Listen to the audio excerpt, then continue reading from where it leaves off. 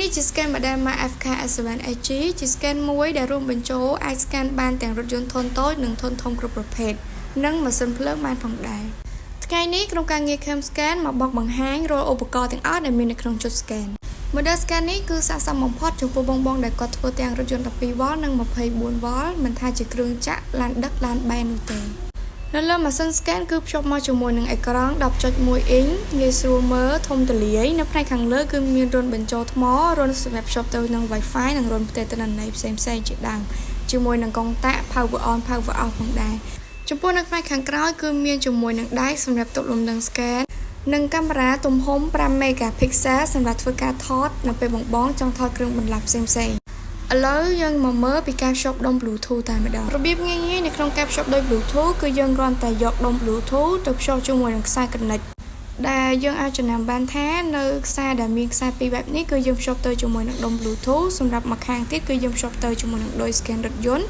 ដែលដោយ scan រថយន្តនៅក្នុងកាស Mac FK-S7 នេះគឺមានដូចច្រើនមែនតើដោយសារតែជា scan មួយដែលអាចធ្វើការ scan បានទាំងរថយន្តធុនតូចនិងធុនធំព្រមទាំងគ្រឿងចក្របានផងដែរដូចនេះដោយដែលគេផ្ដល់ឲ្យពីរោងចក្រគឺវាមានច្រើនដូចគ្នាអញ្ចឹងបន្តទៀតគឺយើងមកមើលជាមួយនឹងឌុយដែលមាននៅក្នុងកាស scan ទាំងអស់គ្នាចាចូលមកកាន់ឌុយដែលភ្ជាប់ជាមួយនឹងឌុយ scan នេះគឺជាឌុយ Hyundai Diesel សម្រាប់ scan លើរថយន្ត 24V ឡាន Hyundai ដែលអាច scan ទៅលើរថយន្តប្រភេទប្រអប់ CACB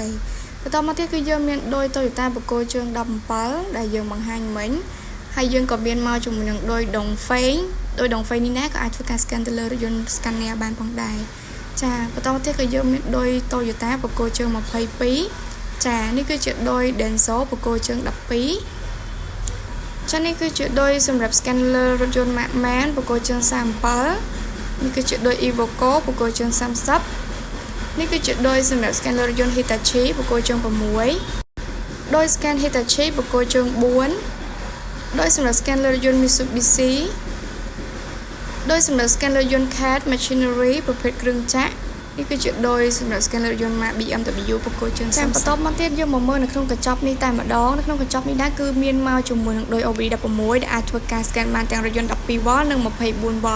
ហើយនេះគឺជាប្រអប់ដតបង្គោលជើងឌុយរួមមកជាមួយនឹងខ្សែ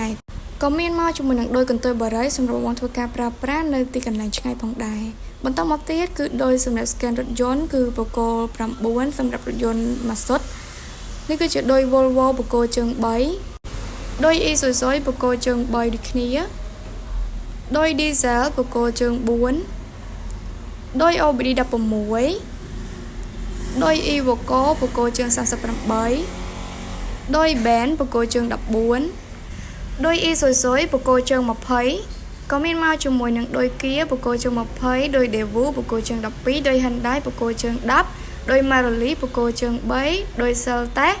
ឌុយ Honda បកគោជើង 3 ឌុយ Nissan បកគោជើង 14 និងឌុយ Mazda បកគោជើង